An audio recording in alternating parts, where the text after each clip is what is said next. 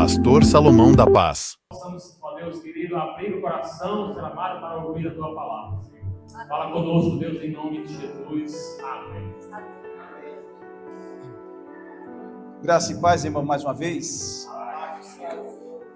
Eu quero convidá-los a abrir a palavra de Deus na carta de 2 aos Coríntios. Segunda carta aos Coríntios.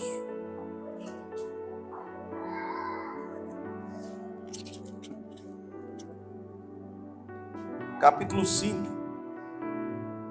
E certo que Deus vai falar conosco mais uma vez. Amados, a carta de Coríntios, capítulo 5, versículo de número 15, diz assim: aos Coríntios, segunda carta, capítulo 5, versículo 15. E ele morreu por todos, para que os que vivem não vivam mais para si mesmos, mas para aquele que por eles morreu e ressuscitou. Assim que nós, daqui por diante, a ninguém conhecemos segundo a carne. E se antes o conhecemos, Cristo segundo a carne, já agora não conhecemos deste modo. E assim, se alguém está em Cristo, nova criatura é. As coisas antigas já passaram, eis que tudo se fizeram novas. Ora, tudo provém de Deus, que nos reconciliou consigo mesmo por meio de Cristo e nos deu o ministério da reconciliação. A saber, que Deus estava em Cristo reconciliando consigo o mundo, não imputando aos homens a sua transgressão, e nos confiou a palavra da reconciliação. De sorte que somos embaixadores em nome de Cristo, como se Deus exortasse por nosso intermédio, que em nome de Cristo, rogo-vos, pois, que vos reconcilieis com Deus. Aquele que não conheceu o pecado, ele o fez pecado por nós, para que nele fôssemos feito justiça de Deus. Pai, muito obrigado pela tua palavra, Senhor. Fala conosco, eu te peço, em nome de Jesus. Amém. Podem sentar-se. Eu gostaria de falar sobre o amor, né? Gostaria de falar sobre o amor.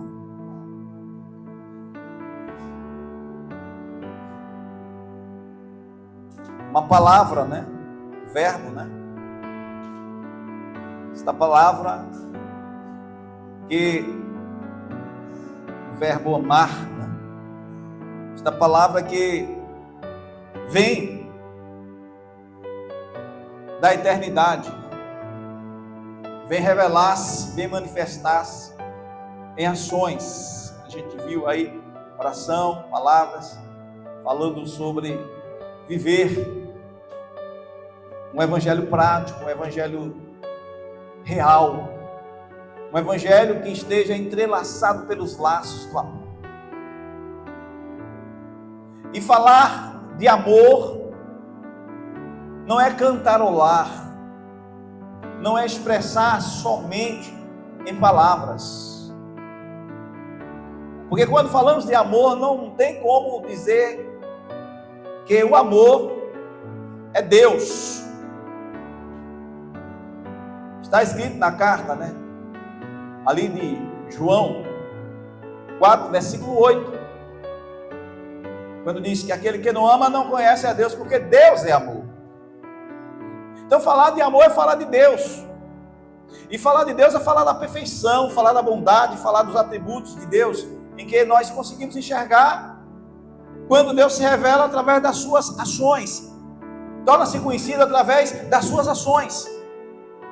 E quando penso em falar de amor, eu penso que não posso falar de amor sem também destrinchar um pouco do conceito do amor que é visto desde quando foi manifestado de várias formas. E nós, na língua portuguesa, só temos uma única forma de expressarmos, escrevendo amor. A palavra amar, o verbo amar. Mas quando a gente olha para os escritos sagrados, a gente percebe que as escrituras foram escritas em línguas diferentes, entre estas línguas que a gente sabe que foi o grego, o hebraico, o aramaico, muito pouco. Mas que quando a gente vê no próprio grego lá, fala-se do amor, e o amor não se escreve como nós escrevemos. Porque de acordo com o sentimento da língua portuguesa, sempre vai estar escrito lá a palavra o amor, o amar. Mas quando a gente vai para o hebraico, ou perdão, para o grego, a língua grega ela é muito rica nesse sentido. E dependendo do sentimento, ele é escrito de forma diferente. Por exemplo, o amor de irmão, a gente sabe que é o amor filial, que é um amor de sentimento que é expressado de irmão para irmão, de pessoas que se relacionam como amigo e que tem naquele propósito de relacionamento uma intimidade, que nós estamos falando hoje sobre a comunhão, sobre a igreja, em viver a comunhão, o relacionamento. E Deus espera que nós tenhamos este amor. Mas quando a gente fala de amor, e a gente vê da forma como se escreve ali, de acordo com o sentimento que é expressado, quando a gente pega lá nos originais, a gente percebe que se houver um amor de sentimento, de casal em que pretende se casar, ali não se escreve o filial, mas se escreve eros. Por isso vem do radical grego erotismo, né? Do sentimento de desejo carnal, e que alguns, quando falam dessa palavra, tem sim uma ideia de algo pecaminoso, mas vem da palavra grega chamada amor, de alguém que tem um sentimento para casar-se. Mas quando a gente fala de Deus, a gente já consegue ver na língua grega, falando-se de Deus de uma forma diferente. E a gente vai vendo Deus se revelando. Este amor ágape que é revelado de um sentimento que só Deus tem.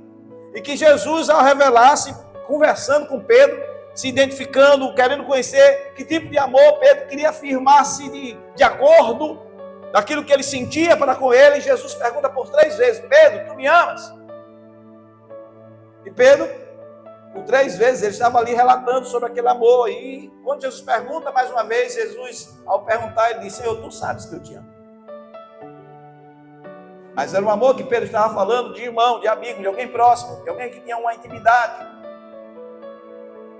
Mas que Jesus estava esperando que naquele diálogo alguma coisa pudesse ensinar de acordo com a resposta que ele pudesse dar. E muitas vezes Jesus está querendo nos ensinar de acordo com as respostas, com a sinalização que nós estamos dando na nossa caminhada. Deus está querendo se revelar para mim e para você, e muitas vezes é de forma diferente, porque eu não vou caminhar como você caminha. Eu não vou agir muitas das vezes como você age, nem você vai agir como eu ajo. E Deus é um Deus pessoal, e por ele ser um Deus pessoal, ele começa a se revelar, criando esse relacionamento, essa intimidade conosco, e querendo realmente nos conduzir cada dia mais no sentido de que possamos amar como Cristo amou. Possamos amar um amor de entrega, possamos amar de uma maneira como possa proporcionar às pessoas uma visão de reino, uma visão altruísta, como foi falado aqui hoje pela irmã, no sentimento daquele pastor em que tinha o desejo de levar as pessoas a estarem cooperando, e esta irmã foi a ela pedir uma ajuda, e o pensamento daquele pastor era levantar 50 cestas básicas. Que tipo de amor nós estamos cultivando?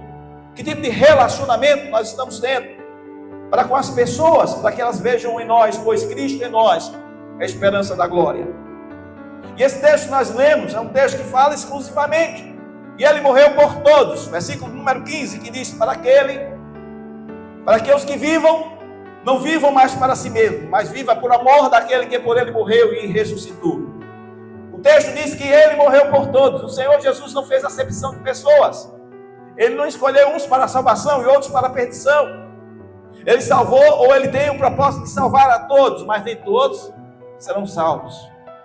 Eu lembro-me de uma pessoa que era casada com um irmão, um amigo meu, em que ele era irmão do meu patrão, e ele era um homem muito dedicado à família. E ele foi criado no lar evangélico, e ele falava comigo da tristeza, porque ele disse para mim: pastor Salomão, naquele tempo, eu com meus 23, 24 anos, ele era muito íntimo meu, ele abria o coração, e ele chorava ali no escritório quando eu trabalhava, ele entrava ali no setor que eu trabalhava, e ele dizia assim para mim: olha, a maior tristeza que eu tenho em ver que eu casei por amar e vejo que a minha mulher não me ama, e vejo que minha mulher não tem um sentimento, nem desejo nenhum de viver uma comunhão com Deus. E quando vou para a escola dominical, ela vai para a praia. Enquanto eu me dedico às coisas de Deus, ela cada dia mais, ela está desejosa em sair e curtir a vida. E eu fico com meus filhos pequenos, levando para a igreja.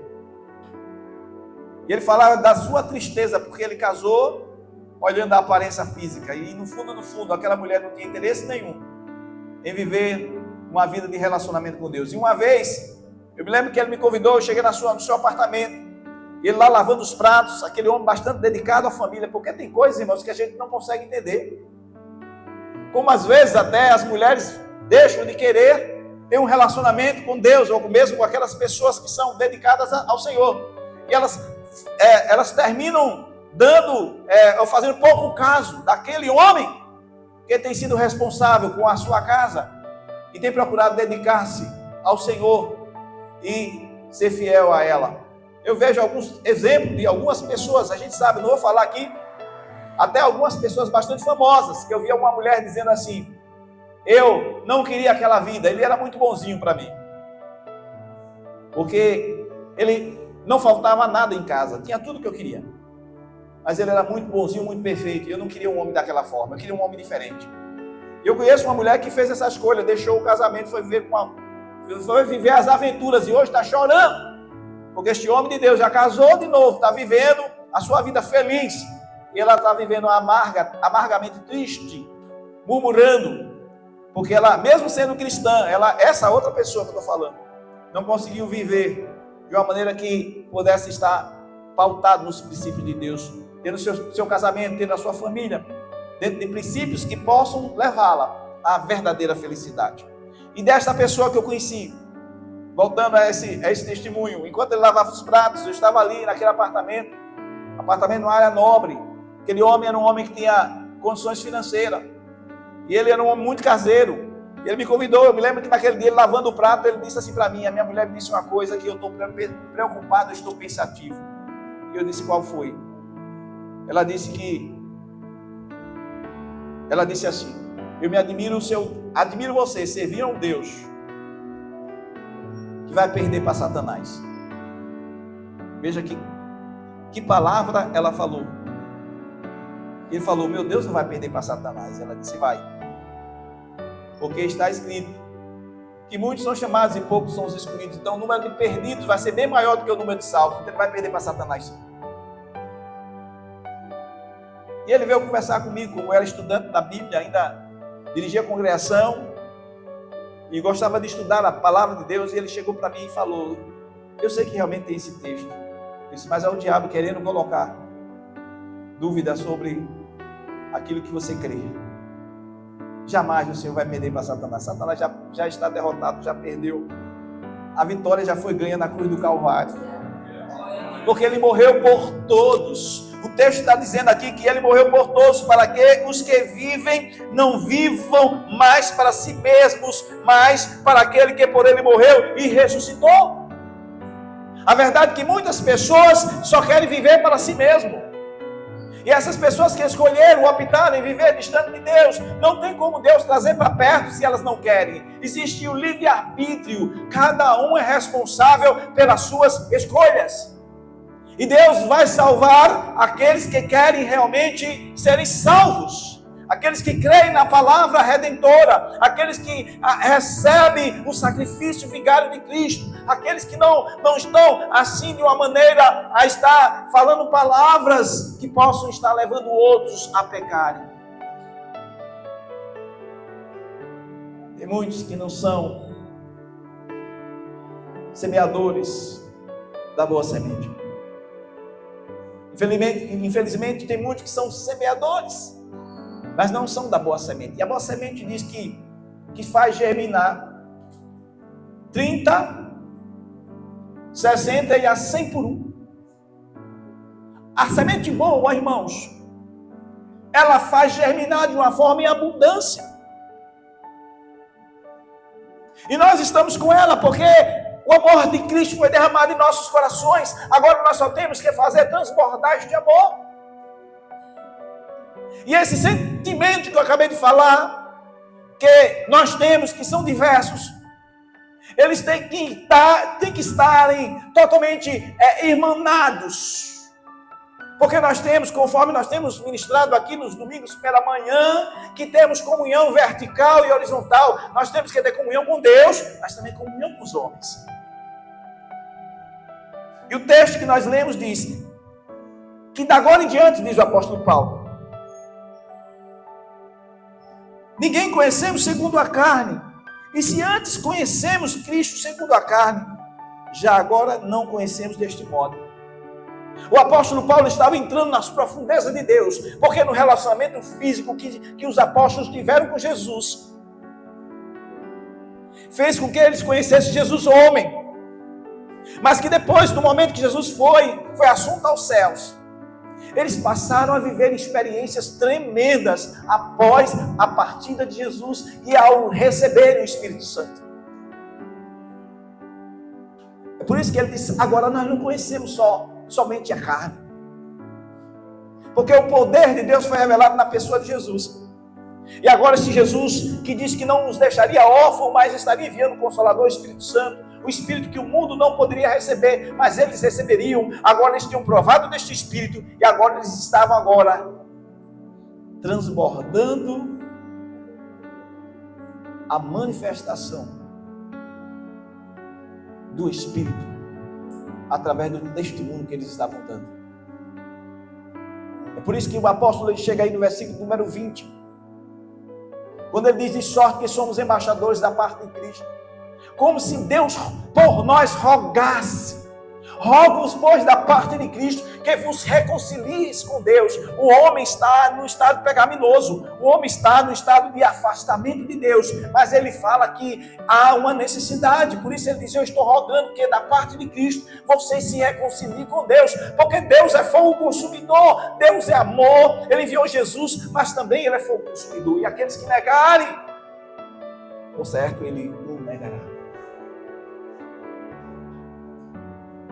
E muitas das vezes, nós podemos estarmos negando o próprio Cristo,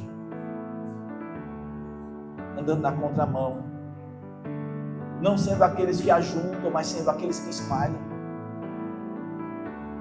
E às vezes a gente quer corrigir o erro, irmãos, mas existem palavras, eu quero dizer para você uma coisa, existem coisas, irmãos, que a gente pode até recuperar. Se alguém pegar um cristal e quebrar ele, tente recuperar, tente colar. Pegue o cristal que você quebrou e tente colar, jamais será o mesmo.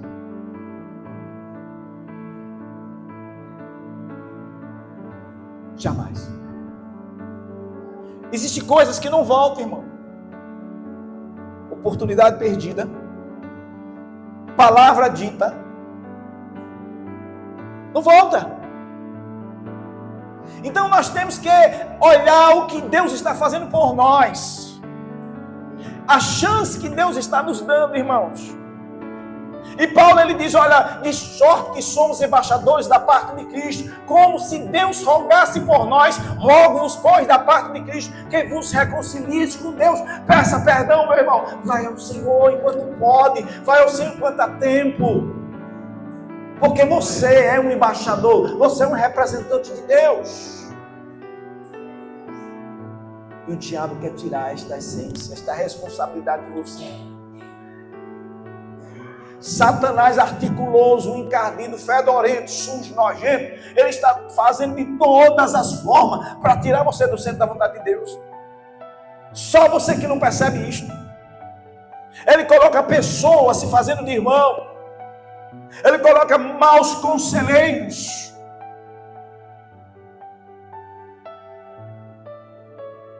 E você vai achando que aquilo que está acontecendo é por acaso. Não é não.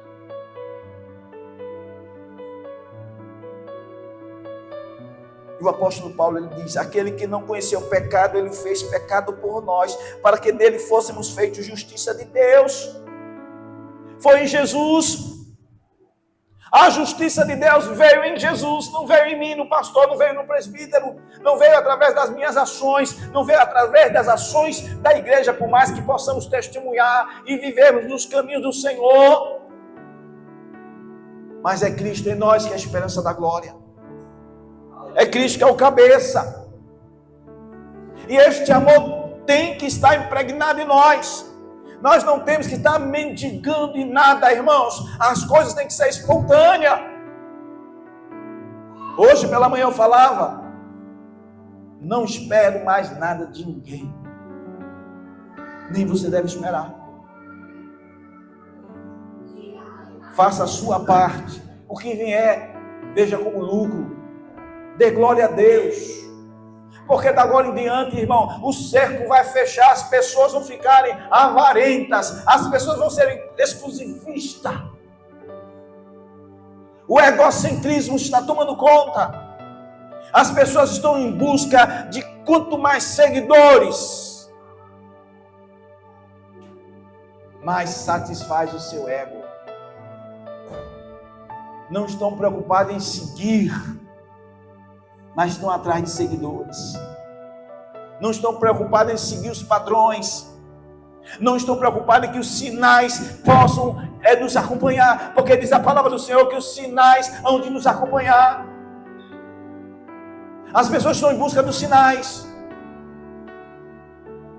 Por que estão em busca de sinais, pastores? Pastor, por que as pessoas estão em busca de sinais? Porque elas não têm a essência de Deus. Por isso vivem em busca de sinais. É igual a geração do tempo do Senhor Jesus. Jesus disse: esta geração me pede sinais, mas eu não vou dar sinal nenhum, senão de Jonas. O que Jesus quis dizer? Eles vão saber no dia da minha morte e ressurreição que eu estive lá no ventre, na terra. Porque vai ser notório. Eles estão pedindo sinal, mas não vão mandar coisa nenhuma. Porque é uma geração má, é uma geração que estão aí falando ou seguindo, me seguindo por outros interesses. E Jesus foi questionado: por que, mestre, fala por parábolas? Ele disse: porque eu falando, eles não vão ouvir, eu falando, eles não vão ver, e eu quero que seja assim, porque eles me ouvem de mau grado, mas a voz, eu vou dizer os mistérios do reino. Aí Jesus começa a explicar as parábolas para eles.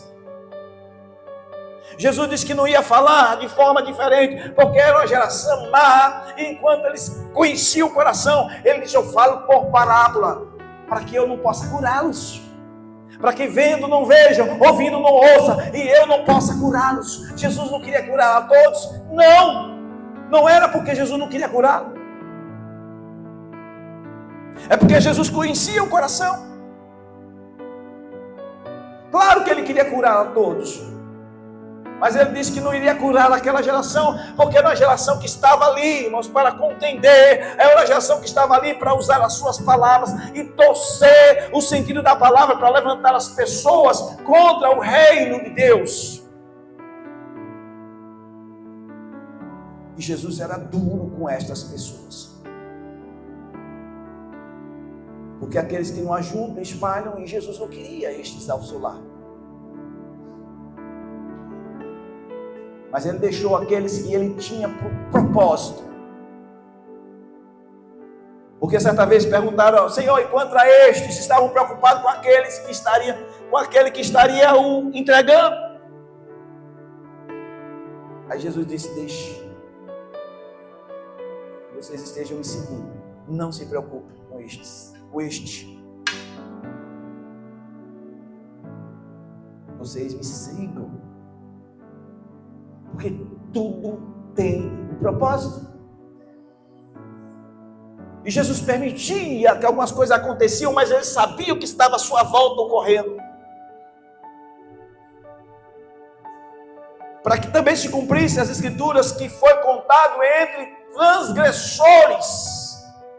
Jesus estava entre transgressores. homens pecaminosos. Até a própria espada, houve um tempo que Jesus percebia que era necessário que pudesse estar eles com esta. E ele permitiu que Pedro estivesse,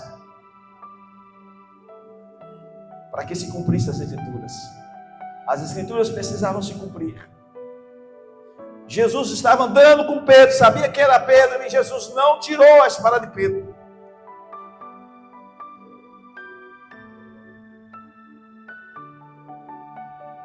Muitas vezes, irmãos, a gente quer desarmar as pessoas,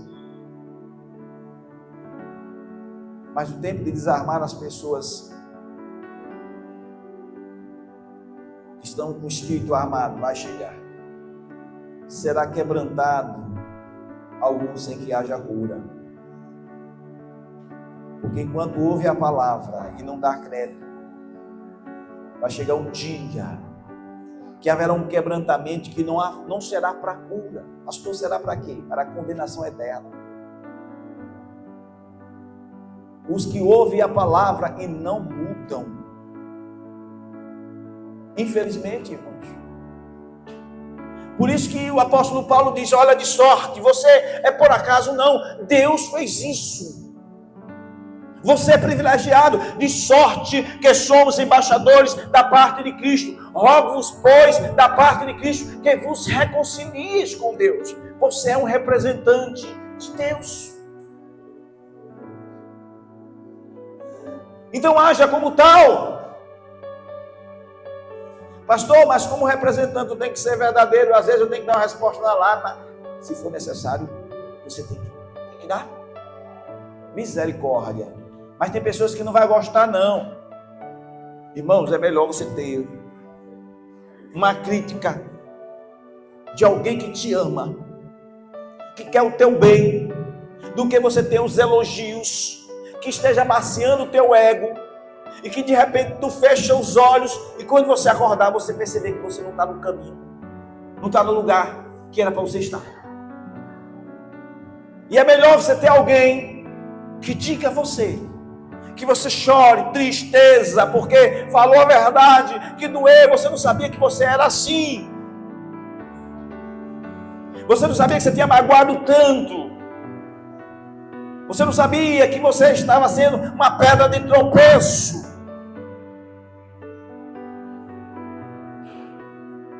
Mas quando alguém foi a você e disse, eu quero resolver esse problema. E você disse, vamos resolver. Vamos dobrar o joelho. Vamos quebrar isto aqui agora, porque Satanás, ele está trabalhando para tirar você do verdadeiro sentido da vida, do amor de Deus, porque o amor de Deus foi derramado em nossos corações. Só que nós temos que cultivar o amor, irmãos. Ele tem que ser cultivado, é como a planta. Você tem que estar regando todo dia. Se você não regar, vai esfriando, vai se ficando insensível. O amor é como a fé. Cada dia temos que estar exercitando para que possamos crescer, aumentar, até chegarmos à estatura de varão perfeito.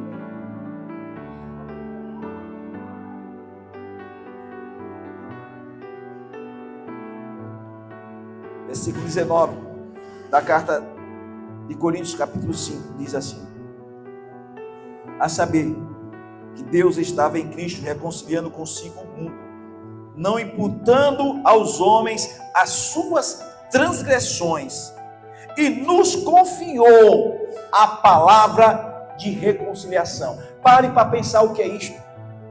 Deus estava em Cristo reconciliando os homens que estavam afastados de Deus. E diz que Ele agora nos confiou a palavra de reconciliação.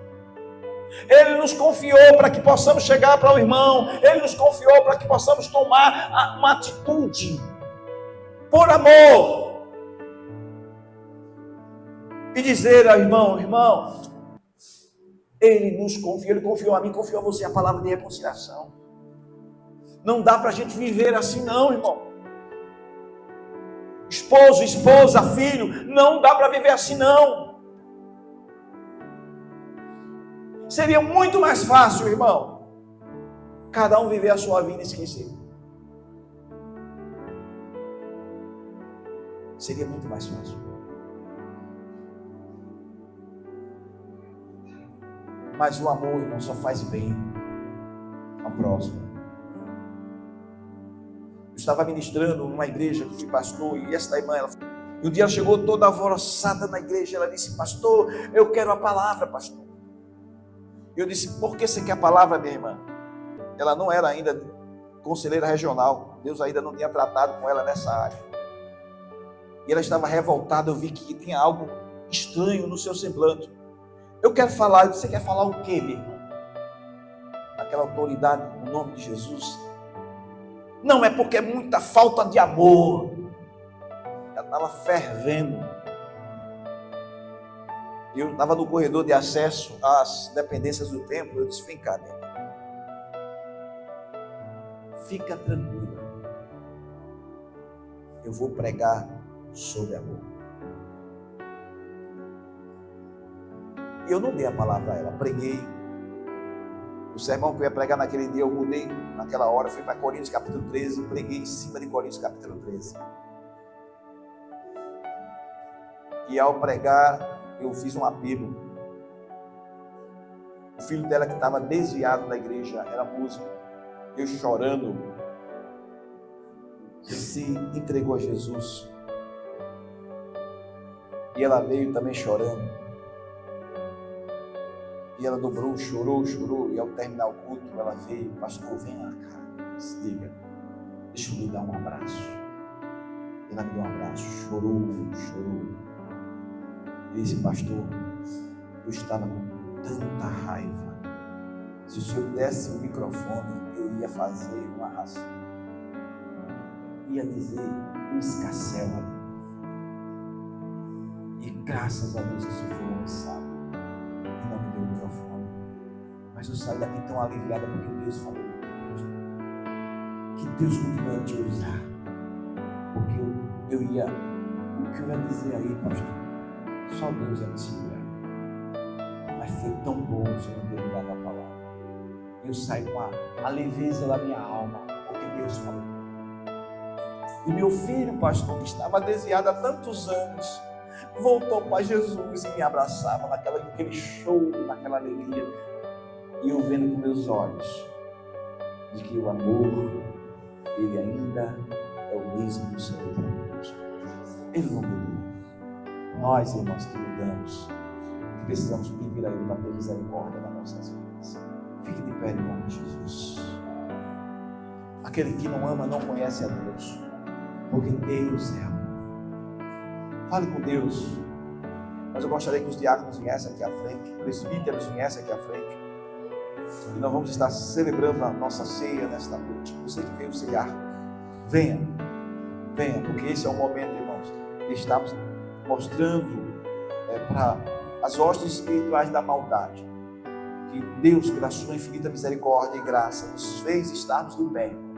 Nós estamos aqui para louvor e glória do nome do Senhor.